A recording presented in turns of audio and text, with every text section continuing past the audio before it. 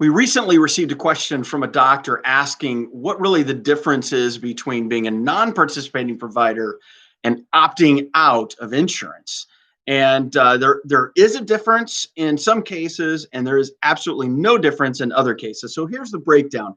When we start talking about private insurance, so you're talking about your Blue Cross Blue Shield, your United Healthcares, your Aetna, Cigna, whatever the case might be, those insurance carriers in a private sector, really, there isn't a difference between non-participating and opting out. In essence, they're the same thing. With those networks, either you have signed a PPO agreement or you haven't. And if you haven't, then you're not participating with them. You don't have a contract. You're not beholden to the contract that those who have decided to be in network with those insurance carriers. So it's really a black and white world when we start talking about private insurance. When we get over to Medicare, the game changes for chiropractic physicians in that world, and that is this: that really, in short, there is a substantial difference in opting out and being a non-participating provider. For chiropractic physicians, to be abundantly clear, for chiropractic physicians, in regards to Medicare, you cannot opt out. So there is no way to opt out of Medicare and for chiropractic physicians. And so why is that? And well, it's because that's how the law is currently structured.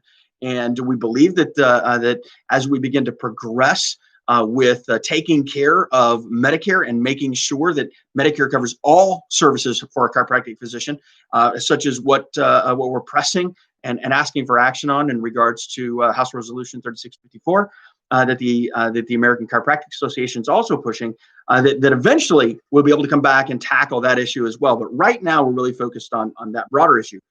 Back to the issue at hand, back to participating, non-participating, and opting out of Medicare. Chiropractic physicians, again, cannot opt out of Medicare.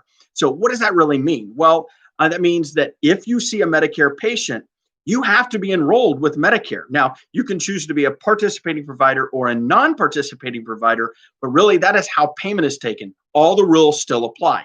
The only way to avoid the, if you will, Medicare rules is to not see Medicare eligible patients. That's really what it boils down to. When you begin to see Medicare patients at that stage, then all of the rules and regulations for Medicare apply to you in your practice. And so this is really, really important. And we want to make sure that that you're aware of that. So there is a substantial difference when we start talking about Medicare and the difference in non-participating and opting out. Now, if you're wondering, okay, so what does that really mean? What do you mean I can't opt out? Can I not just see them and take cash? And the answer is really no. And then the follow-up I get a lot of times is, what if I'm only doing maintenance care? Well, we can have a lengthy discussion about that, but really it just boils down to, what does Medicare say?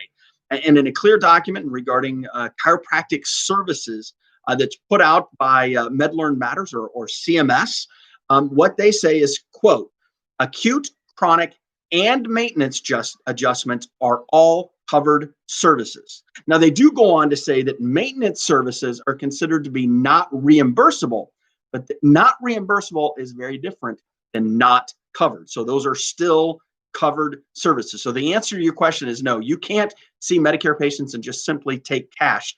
That's opting out. In essence, you cannot do that. According to the law, you're not able, as a chiropractic physician, to opt out of Medicare. So there's a substantial difference between non-participating and opting out when we start talking about Medicare.